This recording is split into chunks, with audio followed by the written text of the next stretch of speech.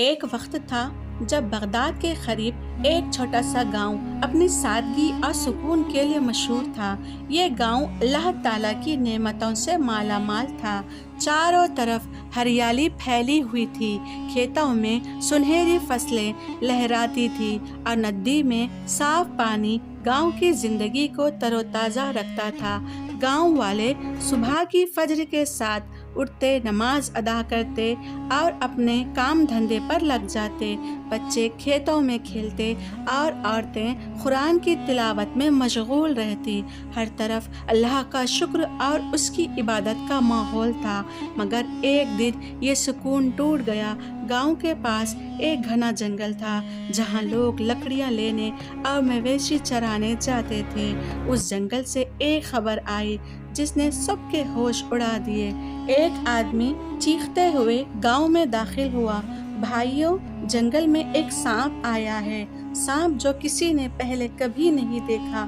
اس کی لمبائی 20 ہاتھ سے زیادہ ہے۔ اس کی آنکھوں سے جیسے آگ برستی ہے۔ اس نے میرے 2 بکروں کو نگل لیا اور اب وہ گاؤں کی طرف بڑھ رہا ہے۔ یہ سنتے ہی گاؤں میں دھوم مچ گئی۔ لوگ اپنے گھروں میں دبک گئے۔ جو مرد ہمت کر کے جنگل گئے، یہ بھی خالی ہاتھ لوٹ آئے۔ ایک شخص نے بتایا، اس کی پھنکار ایسی تھی میرے ہاتھ سے تلوار چھوٹ گئی۔ وہ سانپ نہیں بلکہ کوئی قیامت معلوم ہوتا ہے۔ عورتیں بچوں کو سینے سے لگائے دعا مانگنے لگی، یا اللہ ہمیں اس آزمائش سے نجات دے۔ بچے ڈر کے مارے رو رہے تھے اور مردوں کے چہروں پر پریشانی صاف جھلک رہی تھی۔ دن بیتتے گئے اور سانپ کی دہشت بڑھتی گئی۔ گاؤں کے مویشی کم ہونے لگے۔ کھیتوں میں کام کرنے والے مزدوروں نے کام کرنا بند کر دیا اور فصلیں سوکھنے لگی۔ گاؤں کا سکون چھن گیا۔ رات کو لوگ سانپ کی پھنکار سنتے، نیند ان کی آنکھوں سے کوسوں دور رہتی۔ آخر کار گاؤں کے بزرگوں نے ایک مجلس بلائی۔ سب سے بزرگ حاجی اسماعیل نے کہا، بھائیوں، یہ کوئی عام سانپ نہیں، یہ اللہ کی طرف سے ایک امتحان ہے۔ ہمیں کسی ولی یا کامل کی مدد لینی چاہیے، ورنہ ہمارا گاؤں تباہ و برباد ہو جائے گا۔ سب نے ایک آواز میں مل کر کہا، حضرت غوث اعظم بغداد میں رہنے والے سلطان اولیاء شیخ عبد القادر جیلانی رحمۃ اللہ علیہ ہی ہماری گزارش سن سکتے ہیں۔ یہ سن کر کچھ جوان ہمت کر کے بغداد کی طرف روانہ ہوئے۔ گاؤں سے بغداد کا راستہ آسان نہ تھا۔ ریگستان کی تپتی دھوپ اور اونٹوں کی تھکان، راستے میں چوریوں کا ڈر، مگر گاؤں والوں کے دلوں میں حضرت غوث اعظم کی شان کا ایسا نور تھا کہ وہ ہر مشکل کو پار کرتے گئے۔ راستے میں وہ اللہ کا ذکر کرتے رہے۔ جب یہ بغداد پہنچے تو شہر کا منظر دیکھ کر ان کی آنکھیں چمک اٹھی۔ مسجدوں سے اذان کی آوازیں گونج رہی تھی اور لوگ حضرت کی مجلس میں شرکت کرنے جا رہے تھے۔ گاؤں والے حضرت کے دربار میں پہنچے۔ وہاں پر حضرت غوث اعظم ایک سادہ سی چٹائی پر بیٹھے تھے۔ ان کے چاروں طرف طالب علم تھے جو قرآن اور حدیث کی تعلیم حاصل کر رہے تھے۔ حضرت کا چہرہ نور سے جگمگا رہا تھا اور حدیث کی تعلیم حاصل کر رہے تھے اور ان کی آنکھوں میں اللہ کی محبت جھلک رہی تھی۔ گاؤں والوں نے ادب سے سلام کیا اور اپنی فریاد پیش کی۔ ان کے لیڈر حسن نے کہا، یا غوث پاک، ہمارے گاؤں میں ایک سانپ آیا ہے جو اتنا خطرناک ہے، جن کی وجہ سے ہمارے بچے گھروں میں قید ہیں اور ہماری فصلیں برباد ہو رہی ہیں۔ آپ اللہ کے محبوب بندے ہیں، ہماری مدد فرمائیے۔ حضرت نے ان کی بات بڑے صبر سے سنی، پھر آپ نے مسکراتے ہوئے فرمایا، اے میرے بھائیوں، ہر مصیبت اللہ کی طرف سے آتی ہے اور ہر مصیبت کا حل بھی اسی کے پاس ہے۔ صبر کرو اور اللہ پر بھروسہ رکھو۔ مجھے اس جگہ پر لے چلو، اللہ اپنی رحمت سے راستہ دکھائے گا۔ یہ سن کر گاؤں والوں کے دلوں میں سکون آ گیا۔ یہ حضرت کو اپنے ساتھ لے کر گاؤں کی طرف روانہ ہوئے۔ سفر کے دوران حضرت نے اپنے ساتھیوں کو اللہ کی قدرت کے بارے میں بتلایا۔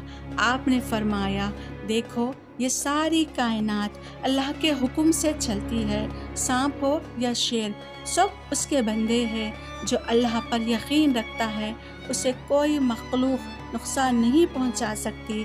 راستے میں جب رات ہوئی تو حضرت نے نماز تہجد ادا کی اور گاؤں کی حفاظت کے لیے دعا مانگی۔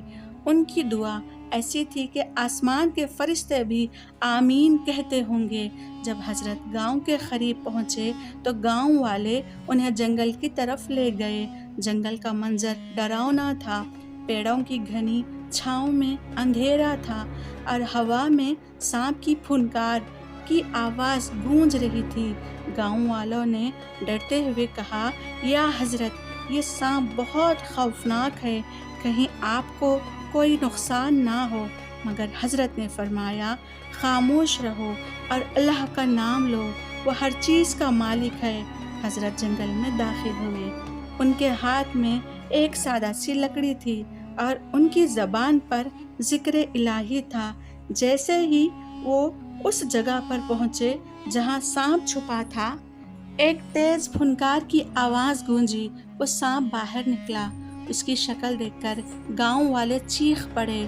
اس کی لمبائی اتنی تھی کہ وہ ایک پیڑ کو لپیٹ سکتا تھا اور اس کی آنکھیں لال کوئلوں کی طرح دہک رہی تھی۔ مگر حضرت غوث اعظم اپنی جگہ پر قائم رہے۔ آپ نے سانپ کی طرف دیکھا اور اپنی نرم آواز میں فرمایا، اے اللہ کی مخلوق، تو یہاں کیوں آئی ہے؟ اگر تیرا مقصد ان بندوں کو نقصان پہنچانا ہے تو اللہ کے حکم سے تجھے یہاں سے جانا ہوگا۔ پھر آپ نے اپنی مبارک آنکھیں آسمان کی طرف اٹھائی اور دعا فرمائی، یا اللہ تو رحمان و رحیم ہے، اپنی رحمت سے اس مخلوق کو ہدایت دے اور ان بندوں کو امن عطا فرما۔ اللہ کی شان دیکھیے، وہ سانپ نے حضرت کی بات سنتے ہی اپنی پھنکار بند کر دی۔ وہ دھیرے دھیرے حضرت کے قدموں کے پاس آیا اور اپنا سر جھکا دیا جیسے اللہ سے معافی مانگ رہا ہو۔ حضرت نے اپنی لکڑی سے ایک لکیر کھینچی اور فرمایا، یہاں سے آگے مت بڑھنا، اللہ کے حکم سے اب تو اس گاؤں کو نقصان نہیں پہنچائے گا۔ وہ سانپ چپ چاپ جنگل کی گہرائیوں میں چلا گیا اور پھر کبھی نظر نہیں آیا۔ یہ کرامات دیکھ کر گاؤں والے کے منہ سے بے ساختہ نکلا، سبحان اللہ، یا غوث اعظم، آپ سچ مچ اللہ کے ولی ہیں۔ لوگ حضرت کے قدموں میں گر پڑے اور شکریہ ادا کرنے لگے، مگر حضرت نے فرمایا، شکر اللہ کا کرو، یہ اس کی رحمت ہے، میں تو اس کا بس ایک کمزور بندہ ہوں۔ ہر مخلوق اس کے حکم کی محتاج ہے۔ اس دن گاؤں میں جشن کا ماحول تھا۔ لوگ نماز شکر ادا کرنے مسجد میں جمع ہوئے۔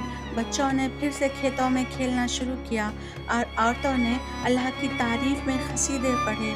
حضرت نے گاؤں والوں کو نصیحت فرمائی، اے میرے بھائیوں، مصیبت کے وقت صبر کرو اور اللہ سے دعا مانگو، اس کی قدرت سے بڑی کوئی طاقت نہیں۔ یہ کہانی حضرت غوث اعظم کی کرامات کا ایک نمونہ ہے۔ ان کی زندگی اللہ کی عبادت اور بندوں کی خدمت سے بھری پڑی ہے۔ یہ واقعہ ہمیں سکھاتا ہے کہ اللہ پر یقین اور اس کے ولیوں کی دعا سے ہر مشکل آسان ہو سکتی ہے۔ مصیبت کے وقت صبر کرو اور اللہ سے دعا مانگو، اس کی قدرت سے بڑی کوئی طاقت نہیں۔ پیارے ناظرین، غوث پاک کو چاہنے والے کامنٹ میں یا غوث المدد ضرور لکھیں۔ اللہ حافظ۔